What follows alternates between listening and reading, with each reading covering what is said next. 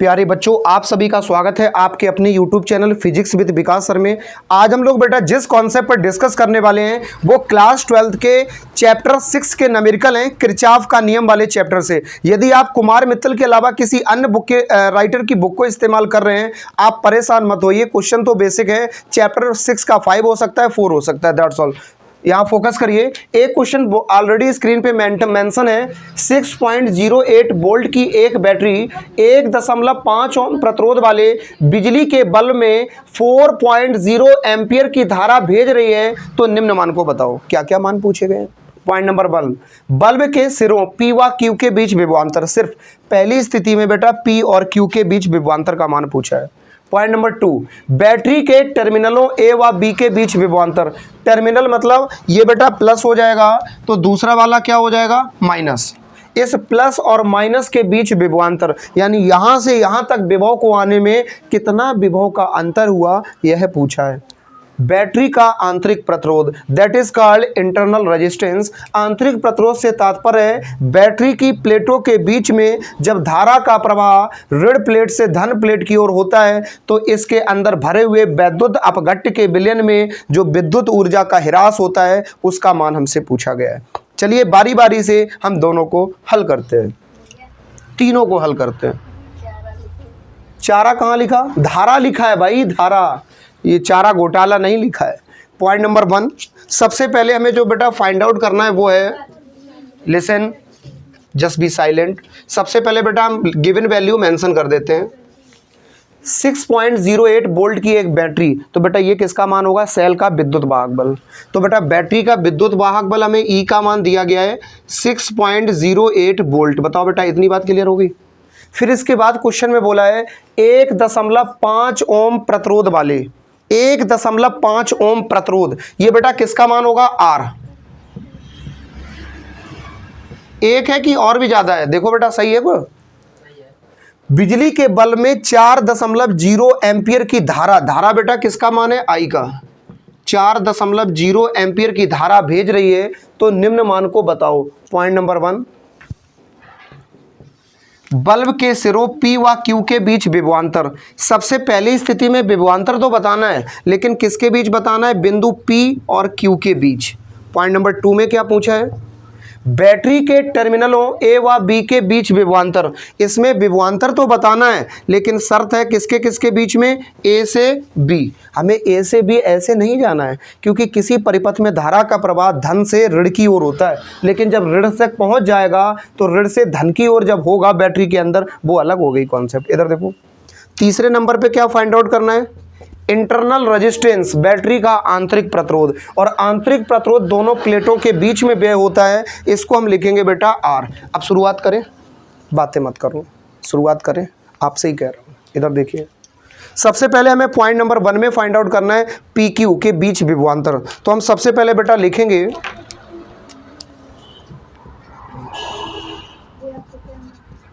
कैमरे में क्या हो गया? बराबर होकर रह गया, अभी भी हो रहा है, हो रहा है।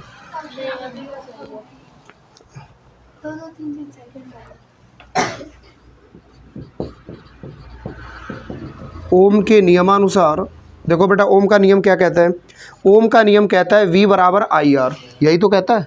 लेकिन ये V किसके बीच में निकाल रहे हैं? PQ के बीच में। क्लियर? मान रखो बेटा, P और Q के बीच में निकाल रहे हैं, तो धारा भी PQ के बीच की होगी, प्रतिरोध भी PQ के बीच का होगा। PQ यही तो है। इसके बीच में धारा कितनी? तार एक ही है, तो धारा 4 ही होगी। R इसके बीच में कितना है बेटा? 15।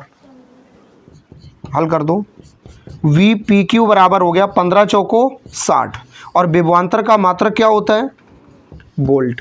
इसके बाद देखते हैं बेटा आगे हमसे क्वेश्चन में क्या बोला है। सेकेंड नंबर पॉइंट में हमें फाइंड आउट करना है VAB, यानी A से लेके B तक जाने में कुल विभवांतर निकालना है। हम आपसे प्रश्न पूछना चाहते हैं A से लेके B के बीच में प्रतिरोध कितना जुड़ा है? एक ही तो जुड़ा है, तो फिर से वही बात हो जाएगी V बराबर IR। इतनी धारा इतना ही प्रतिरोध। तो फाइनली हम मान रखेंगे VAB बराबर I का मान कितना है बेटा? 4, R का मान कितना है? 15। तो VAB बराबर भी आ जाएगा 60 वोल्ट। यानी एक बेसिक सी बात क्लियर हो गई कि VPQ का मान VAB के बराबर है। P Q is equal to V A B, और फाइनली दोनों मान किसके बराबर है बेटा? 60 वोल्ट। क्लियर? तीसरी वैल्यू फाइंड आउट करो। तीसरे नंबर पे हमें मान निकालना है बैटरी का आंतरिक प्रतिरोध, जिसको हम स्मॉल आर से डिनोट करते हैं। आपको जान के दुख होगा कि बैटरी का आंतरिक प्रतिरोध निकालने के लिए एक ऐसे फॉर्मूले की ज़रूरत है जो बोर्ड एग्जाम में 2 नंबर की कॉन्सेप्ट पूछी जाती है। याद करो वो हेडिंग जब आपको पढ़ाया था आंतरिक प्रतिरोध, विद्युत वाहक बल और टर्मिनल विभवांतर में संबंध, उसमें सूत्र आया था V बराबर E माइनस आई आर। यही तो पढ़ाया था बेटा, मान रखो। इस V का मान चाहे कोई सा V रख दो, लेकिन रखेंगे तो पूरा वाला, लेकिन है यहाँ समान, वो बात अलग है। तो AB के विभवांतर कितना निकला है बेटा? 60 वोल्ट।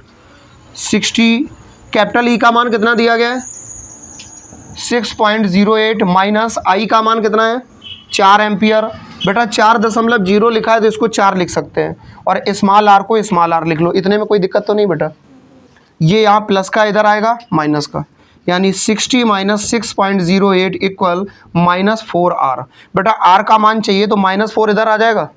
बताओ, पहले इसमें घटा लो, अगर घटा पाओ तो घटा सकते हो। हमें 60.00 अपने मन से दशमलव लगा के 0 बढ़ा सकते हैं, से 6.08 को घटाना है। 10 में से 8 गया 2, यहाँ पे कितना बचा? 9 पॉइंट लगाया, यहाँ पे कितना है? 9, 9 में से 6 गया 3, और यहाँ कितना बचेगा? 5, यानी 60 में से 6 चला जाएगा, 6 नहीं बल्कि 6.08, तो बचेगा 53.92। तो फाइनली बेटा इसको लिखेंगे 53.92 बराबर -4R। कोई दिक्कत तो नहीं? माइनस इधर भेज दो। 53.92 इक्वल में क्या है? 4R। R का मान निकालेंगे, 4 कहाँ आ जाएगा? बटे में। बस बेटा निकल आया आंतरिक प्रतिरोध। उम्मीद करते हैं कॉन्सेप्ट क्लियर हो गई होगी। स्क्रीनशॉट ले लीजिए, नेक्स्ट क्वेश्चन बोलते हैं। देखो बेटा नेक्स्ट क्वेश्चन ऑलरेडी स्क्रीन पे मेंशन है। क्वेश्चन दिया गया है, खुले परिपथ में एक सेल की प्लेटों के बीच विभवांतर 1.5 वोल्ट हो जाता है। फिर आगे क्या बोला गया है? 2 ओम प्रतिरोध से जोड़ने पर प्लेटों के बीच विभवांतर 1.2 वोल्ट हो जाता है। वैद्युत परिपथ बनाकर सेल का आंतरिक प्रतिरोध, और इसके बाद लिखा है 2 ओम प्रतिरोध में बहने वाली धारा का मान भी बताओ। हमसे 2 मान प्रश्न में पूछे गए हैं। चलिए सबसे पहले, अभी भी स्क्रीन झिलमिला रही है, उसका बेसिक अभी वो उसका एक्चुअल रीज़न हम समझ रहे हैं, कुछ लाइट से एरर है। देखो बेटा जो मान दिए गए हैं सबसे पहले हम उनको लिखने की कोशिश करते हैं। सबसे प्राइमरी वैल्यू के रूप में जो हमें दिया गया है, खुले परिपथ में एक सेल की प्लेटों के बीच विभवांतर देखो बेटा, सेल की प्लेटों के बीच में जो विभवांतर है, स्थिति के अनुसार अधिकतम विभवांतर को सेल का विद्युत वाहक बल बोलेंगे। तो अधिकतम विभवांतर हो गया ई का मान होगा 1.5 वोल्ट। हालांकि होता तो ये है कि वैद्युत वाहक बल और विभवांतर दोनों एक दूसरे के बराबर होते हैं, आपको हमने पीछे की हेडिंग्स में बताया है। लेकिन एक बात आपको याद रखना है, जो अधिकतम ताकत होगी वो सेल से ही प्राप्त होगी। तो ई का मान 1.5 वोल्ट है, और 2 ओम प्रतिरोध, तो आर का मान हो गया 2 ओम। फिर बोला गया जोड़ने पर प्लेटों के बीच विभवांतर, इस विभवांतर को बेटा वी लिखेंगे 1.2 वोल्ट। वैद्युत परिपथ बनाकर सेल का आंतरिक प्रतिरोध बताना है, और 2 ओम प्रतिरोध में बहने वाली धारा का मान बताना है, यानी स्मॉल आर और आई का मान बताना है। लेकिन आई के लिए एक शर्त है, कब बताना है बेटा आई का मान? जब परिपथ में 2 ओम का प्रतिरोध है तो। चलिए शुरू करते हैं। लेकिन बेटा बोला है वैद्युत परिपथ बनाकर, तो चित्र हम कैसा बना सकते हैं? एक सेल जोड़ देते हैं, इसका अपना आंतरिक प्रतिरोध है, यहाँ से इस प्रकार से एक हम बाह्य प्रतिरोध जोड़ सकते हैं। इस प्रकार से हमारा चित्र बन गया। इतनी कॉन्सेप्ट क्लियर हुई? इसमें बेटा क्या क्या दिखा देंगे? ये प्लस माइनस, यहाँ पे जो वोल्टेज है वो 1.5 वोल्टेज है, और करंट फ्लो होने की डायरेक्शन किधर होगी? इधर। इसमें जो प्रतिरोध जोड़ा है वो कितने ओम का जोड़ा है? 2 ओम का। कितने ओम का जोड़ा है? कितने ओम का जोड़ा है? 2 ओम का जोड़ा है। 1.5 वोल्ट सेल का कुल विद्युत वाहक बल है, जबकि प्लेटों के बीच विभवांतर कितना है? 1.2 वोल्ट। हल करो बेटा। स्मॉल आर का मान कैसे निकालते हैं? आपने सीधा सा सूत्र पढ़ा होगा, V बराबर E माइनस आई आर। पिछले क्वेश्चन में भी लगा था। विद्युत वाहक बल, टर्मिनल विभवांतर और आंतरिक प्रतिरोध में संबंध। आर का मान चाहिए, इसको फॉर्मूले को बनाओ आर के पदों में। सबसे पहले E इधर प्लस का, इधर आएगा माइनस का। V माइनस ई बराबर -आई आर। कोई दिक्कत तो नहीं? अब एक बात बताओ, ये माइनस का है, माइनस इधर भेजोगे तो जो माइनस का है वो प्लस का हो जाएगा, जो प्लस का है वो माइनस का हो जाएगा। तो हमारा v हो गया माइनस का और e किसका हो जाएगा, प्लस का। इधर क्या बचा, आई आर। क्या बचा, आई आर। अब बेटा हमें r का मान चाहिए, तो i कहाँ आ जाएगा, बटे में। i कहाँ आ जाएगा, बटे में। तो लिखो minus we plus E upon I आ गया बटे में, इक्वल में क्या है, r। अब बताओ बेटा, हमें जो मान दिए गए क्या ये पर्याप्त है इसको हल करने के लिए, बताओ।